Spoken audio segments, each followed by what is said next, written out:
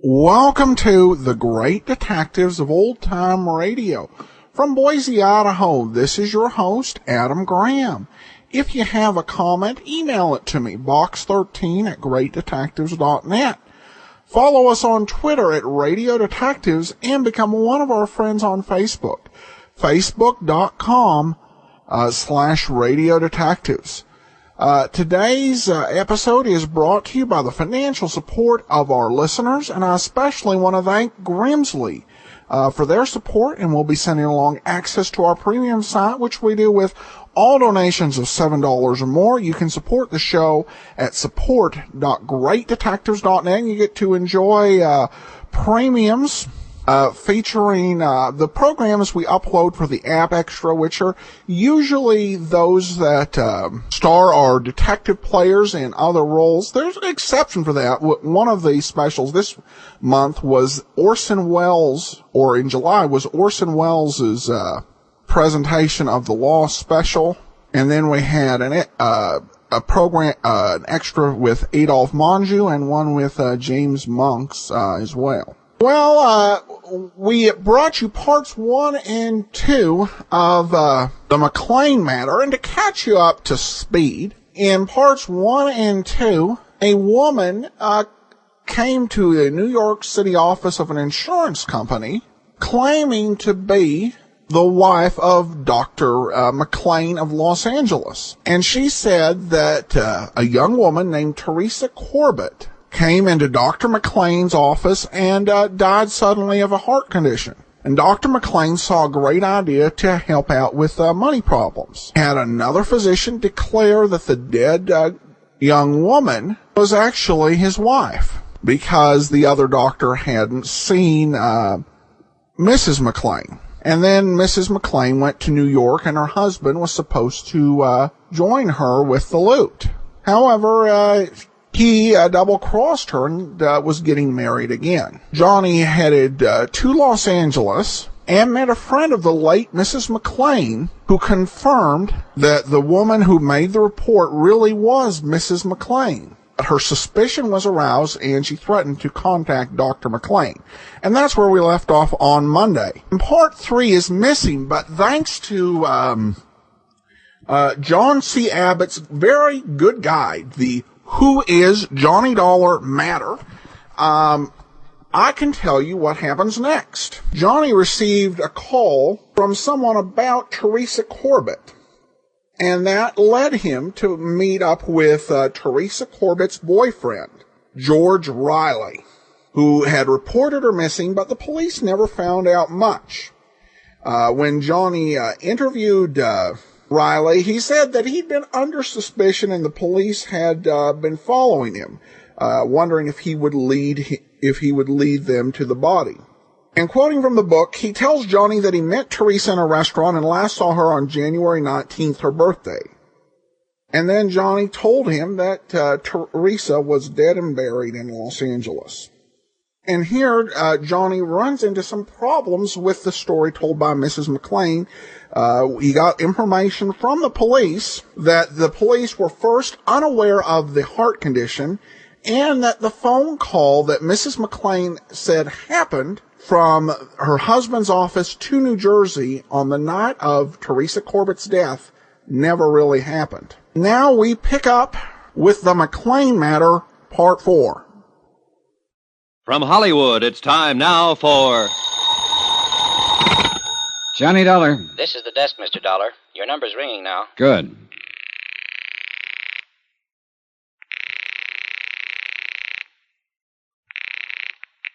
Hello? Hello. I want to talk to Dr. McClain. Who's calling, please? I'm not a patient. I just want to talk to him. This is Dr. McClain. I'm Johnny Dollar. I'm from Hartford, Connecticut. I want to see you. What about? About life and death, Doctor. You must be drunk. drunk, whoever you are. Do I come to your office or do I meet you? You come to my office, I'll call the police. Get busy then. I'm on my way.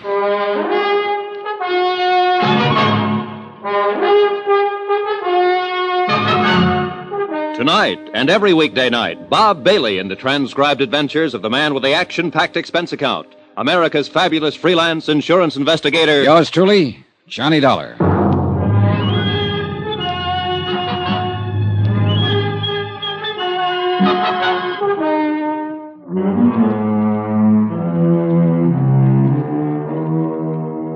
Expense account submitted by Special Investigator Johnny Dollar to Tri-State Insurance Underwriters International Building, Hartford, Connecticut. The following is an accounting of expenditures during my investigation of the McClain matter. Expense account item 10, $4, gasoline for my rented car. I was in the filling station at the Statler Hotel having it filled up when George Riley stepped out from the lobby entrance. Hey, Dollar. Huh, Riley? I came down here to see you. What about? What do you think, what about? All right, get in.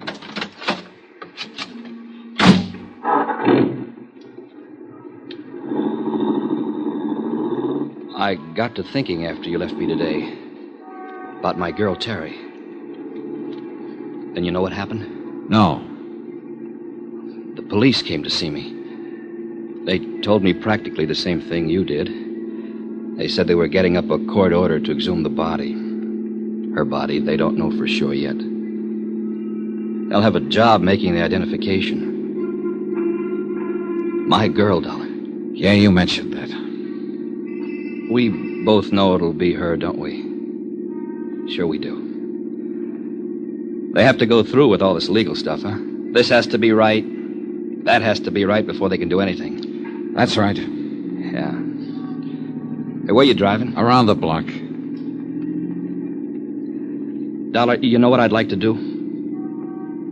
I'd like to get my hands on the bird or put it down on the ground that way with somebody else's name. He was a doctor, wasn't he? That's what it looks like. Doctor who? You'll find out soon enough. Let me ask you something. How would you feel if you got the kind of news I got today, huh? You'd feel pretty lousy. Well, I feel pretty lousy.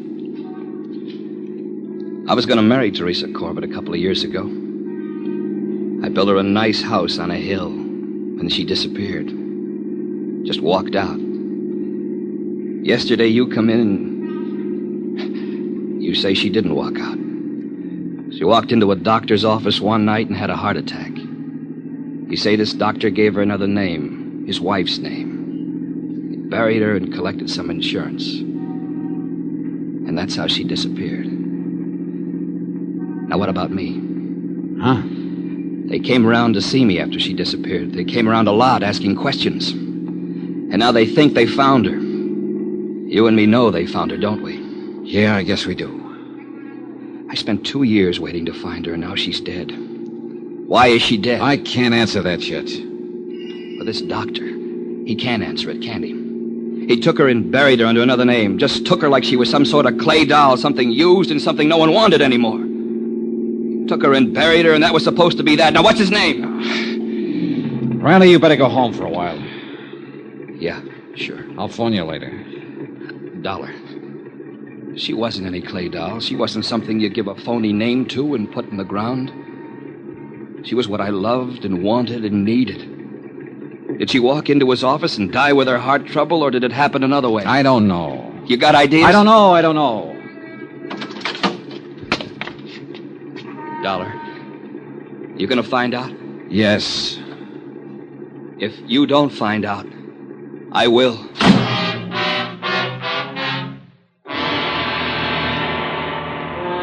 I stayed right there and watched George Riley lurch across the street and hail a cab. Then I turned back and found the freeway, rode it out to Sunset and all the way to the Pacific Palisades in the office of David E. McClain, M.D. Come in, Mr. Dollar. Sit down. He was a tall, broad-shouldered man in his early 30s. I shook hands with him and sat down. Well, that was a pretty startling telephone call, Mr. Dollar. I confess I was intrigued by it. You said you'd call the police. Well, I didn't. I don't know why I said that, really. But tell me, what is on your mind? I'm an insurance investigator, Doctor. Or didn't a woman named Pauline Henderson call you and tell you I was in town? Pauline Henderson? Pauline Henderson. I don't believe that. A friend of your wife's, Doctor, an old friend who worked with her once. The kind of a woman who would recognize a picture if she saw it. I don't believe I remember her. Then she didn't call you and tell you I was in town.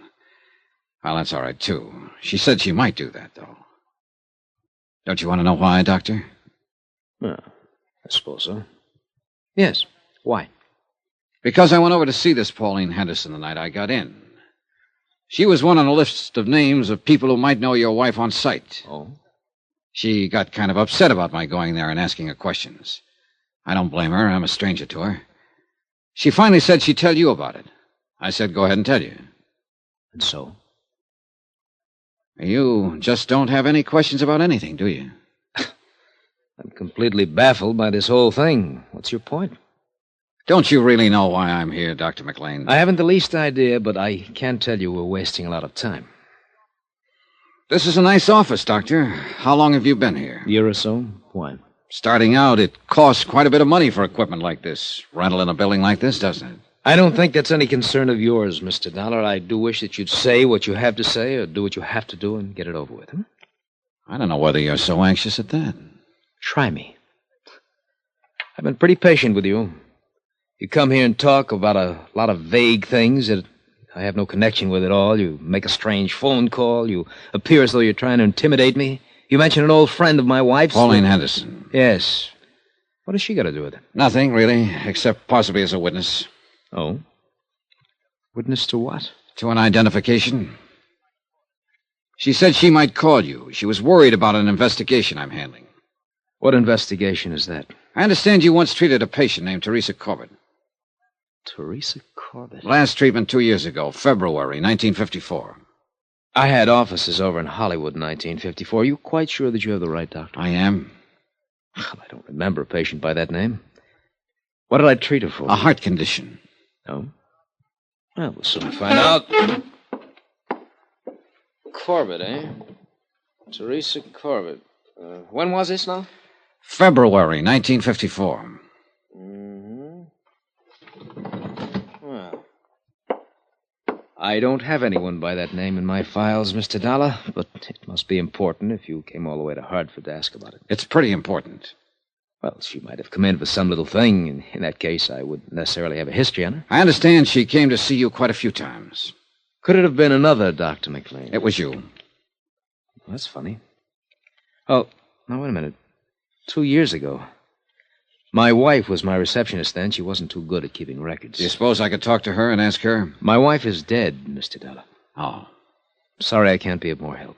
I thought every doctor kept a record of all his patients if they just came in with a nosebleed. Well, now you see that you're wrong. Now that we've gone through all this, let's get down to business. What do you mean by that? I'll come right out and say it, Doctor. You should have kept a file on Teresa Corbett. You should have kept that one above all things. The fact that you don't have one is going to make me believe a lot of things I haven't really believed up until now. What things? What are you talking about? I'm talking to you about your wife, who isn't dead at all. What? 4 days ago, she came to me in Hartford, Connecticut.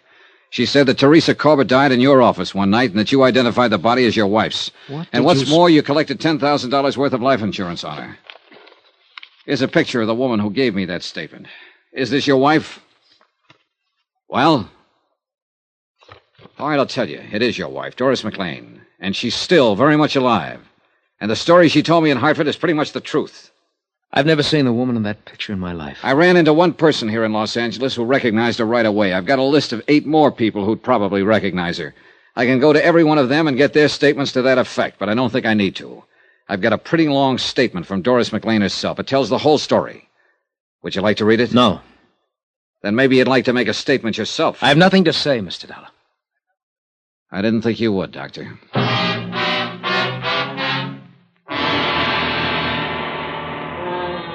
On the strength of the evidence already assembled, I preferred charges against Dr. David McClain.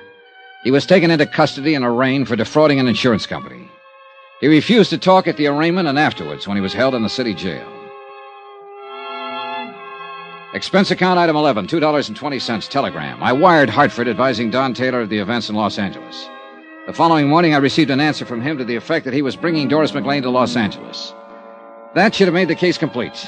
That and the fact that the coroner's office had exhumed the body and it had been identified as Teresa Corbett.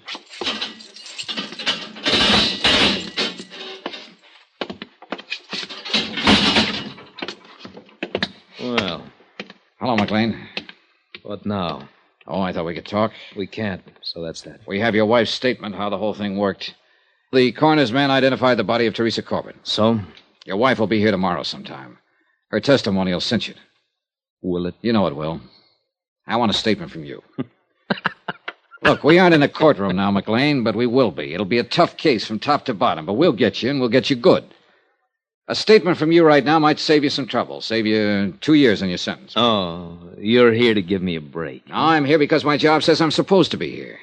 I wouldn't want to save you anything, brother. The longer they send you up, the better I'm going to like it. But I'm not going to push too hard for a statement from you. I'm just giving you the chance to have your say-so right now and suggest that you go into court with a guilty plea. It's up to you. You know something? You'll never get me into a courtroom. Expense account item 12, 10 cents, one morning newspaper, which carried a complete story of the McClain case as well as the information that Dr. McClain had denied all charges and was freed on bail. That, along with his remark about not appearing in court, worried me. An hour later, I was out in the Palisades looking for his San Vincent home address. It happened to be a 2-story building, but I didn't get up to his apartment soon enough. Hold it! Stop!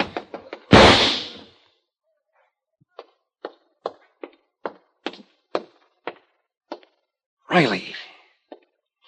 You don't have to worry about your doctor friend anymore. You fool, you crazy fool. The court would have taken care of him. No. I wanted to do it personally. Oh, Riley. For my girl, Johnny. For my girl.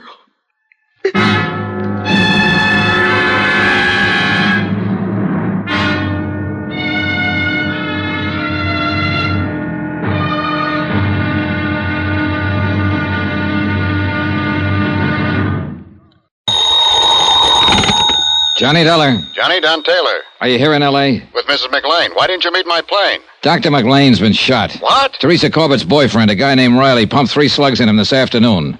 He was afraid McClain might get off. McClain's still alive? He's hanging on, but they don't give him much of a chance. I'm on my way to the hospital right now, L.A. General. Meet you there.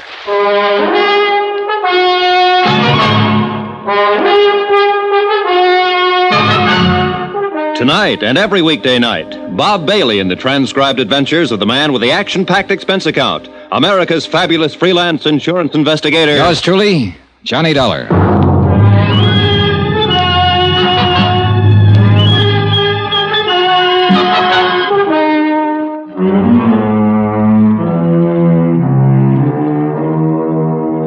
Expense account submitted by Special Investigator Johnny Dollar to Tri-State Insurance Underwriters International Building, Hartford, Connecticut. The following is an accounting of expenditures during my investigation of the McClain matter. Expense account item 13, $10, rental, for a tape recording machine which I took with me to the hospital room of Dave McClain. Don Taylor met me in the hall. Hi. Hi. Where's Mrs. McClain? I turned her over to the police. Do you know about this? No. Who's this man, Riley? Oh, just a lonely guy who lost his girlfriend. Let's go. Wait a minute. There's something else, isn't there, Johnny? Oh, I don't know. I think there is, Don. I'm going to try to get it from McClain now. That's why I brought this thing. What'll happen to Riley? He's being held for assault with a deadly weapon intent to kill. If McClain dies, it'll be changed to murder. Mr. Dollar? Yes? You can go in now. This is Mr. Taylor. I'd like him to come in, too. It's all right. This way, please. The nurse led us down to the end of the hallway and into McClain's room. Transfusion equipment was rigged up on one side of him, intravenous on the other. He watched us walk in without a word, until he saw me set up the recording equipment. What do you think that's for? You, McClain. That statement we were talking about. What statement? You know how bad off you are. It doesn't make any difference now. Who's this man? My name's Taylor. Police? I'm with Tri-State Underwriters. Oh. You must be a close friend of Doris's. She came out here with him, McClain. How is Doris these days? She's made her statement. Squeeze play. How about you? Nah. I'm not gonna say a thing. Oh, now, McClain. Tell you what I'll do. We'll talk about it later. There may not be a later. I think there will be. I'm gonna bet on it that way. It's tough, Dal. You struck out again. There's always your wife. She won't tell you anymore. She's got her own troubles. I think you'd better leave now, Mr. Dollar. Yeah.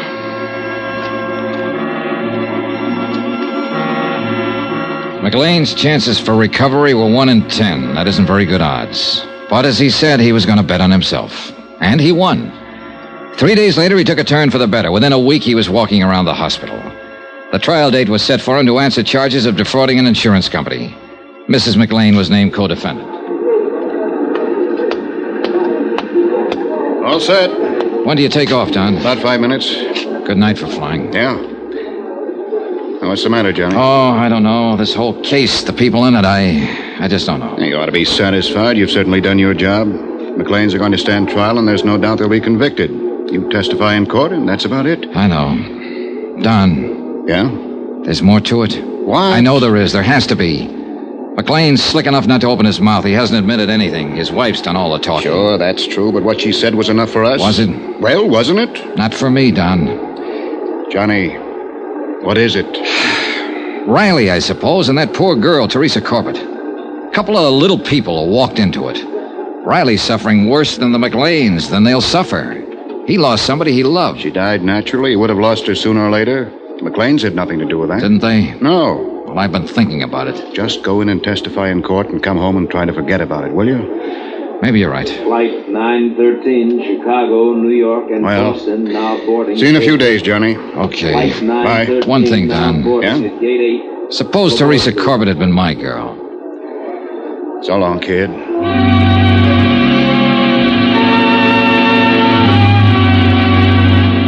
John Taylor went back to Hartford and left me to wrap up the details and testify in court.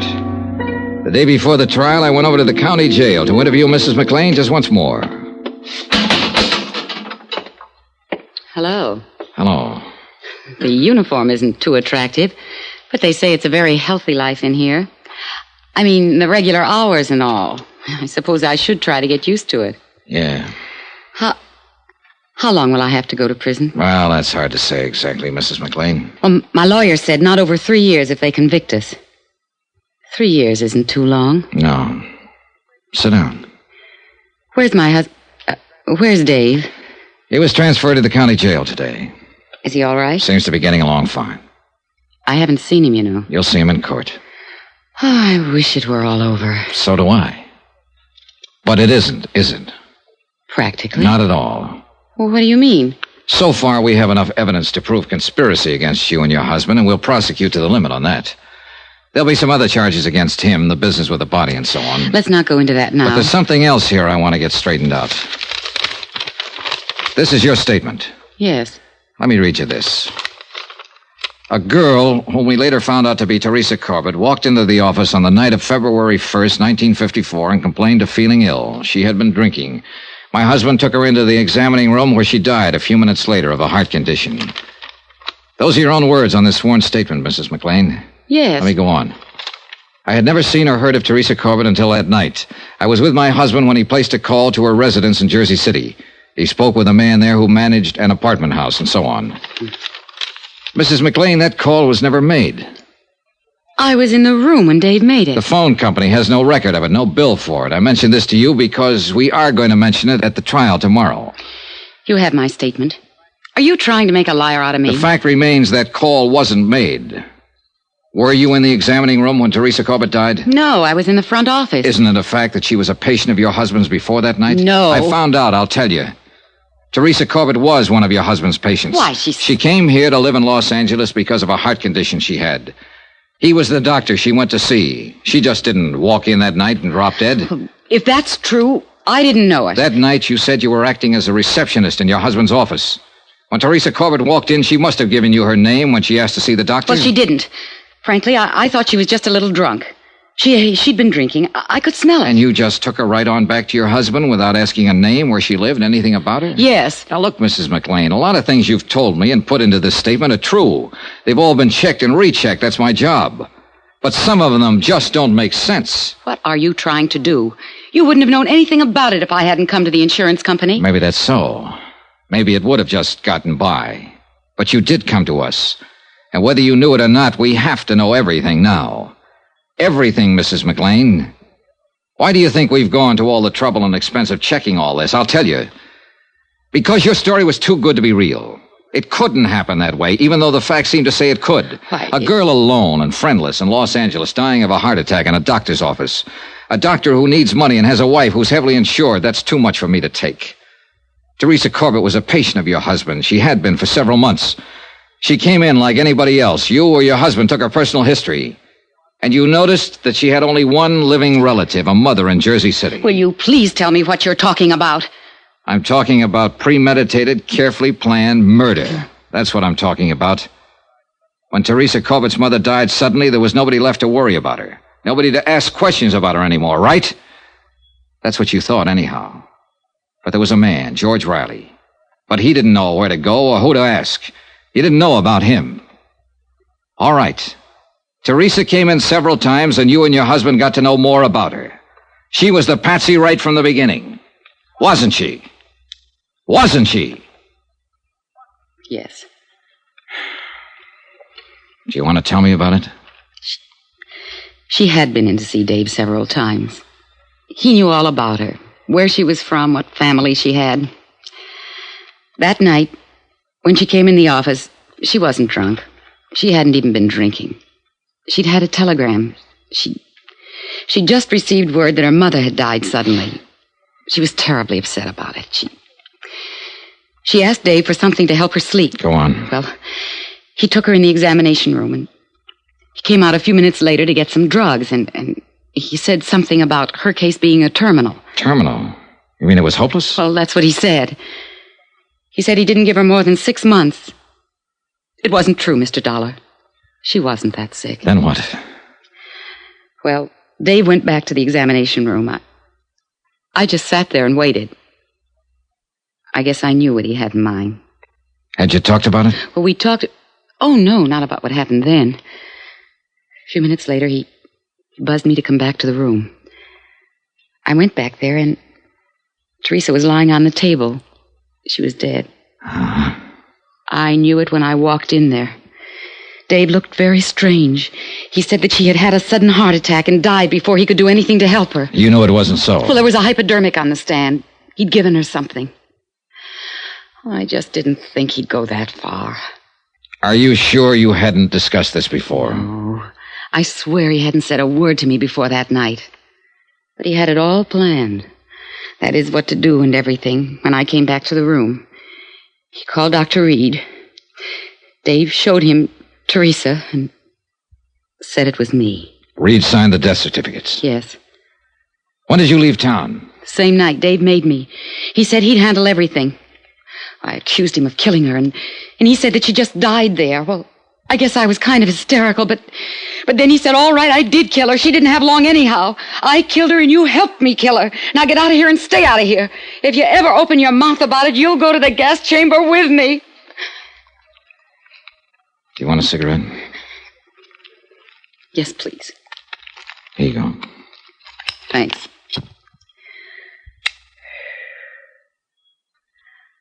I told you that story. I mean, about the phone call and all. To get back at him. I never thought that I'd tell you this part, too. Oh, I'm glad I did. I'm glad it's all over.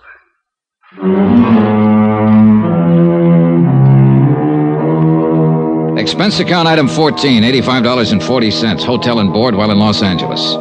Item 15, $205, plane fare back to Hartford. Expense account total, $798.60. Remarks? Murder charges have been filed against the McClains, and they stand trial next month. George Riley received 3 years and a suspended sentence for assault with a deadly weapon. I was wrong about practically everything in this case. All the lies came true, but so did the facts. Yours truly, Johnny Dollar.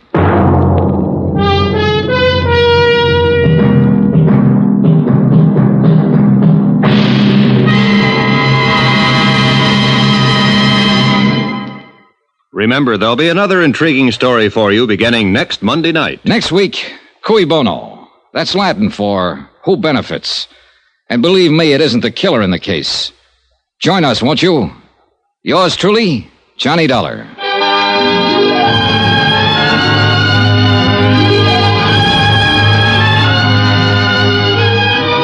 Yours truly, Johnny Dollar, starring Bob Bailey, is transcribed in Hollywood. Written by John Dawson, it is produced and directed by Jack Johnstone.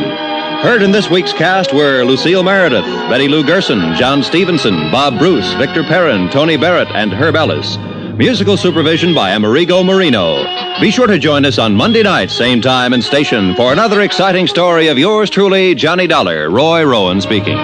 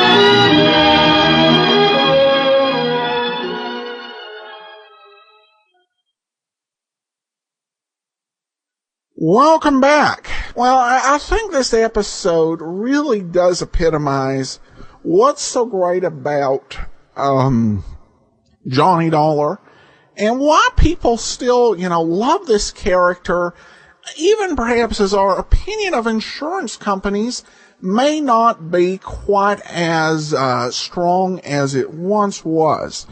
Because Johnny Dollar's not just about the insurance angle.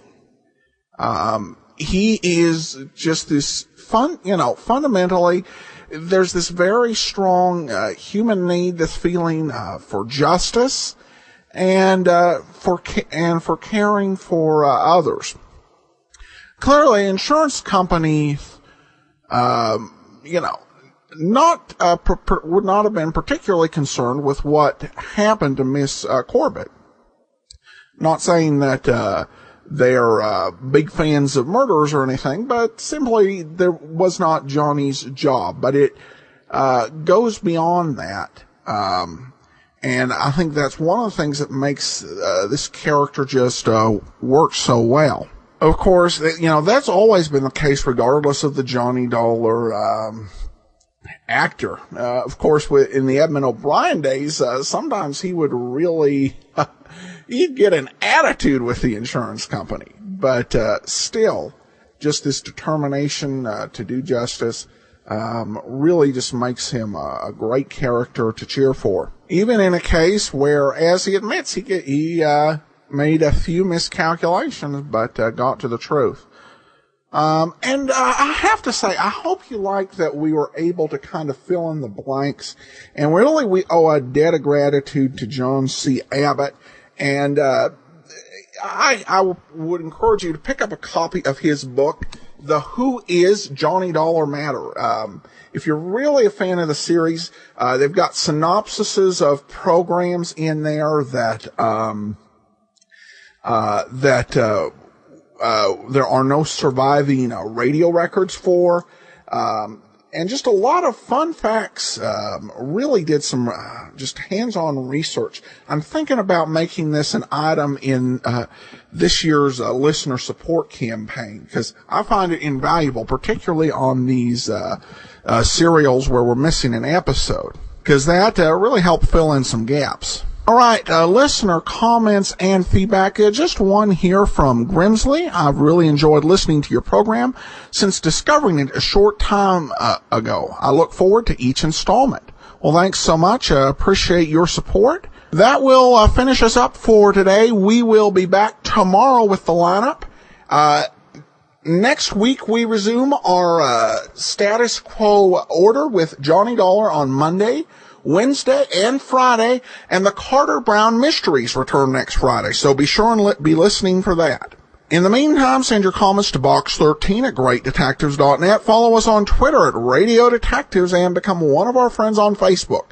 Facebook.com/Radio Detectives. From Boise, Idaho, this is your host, Adam Graham, signing off.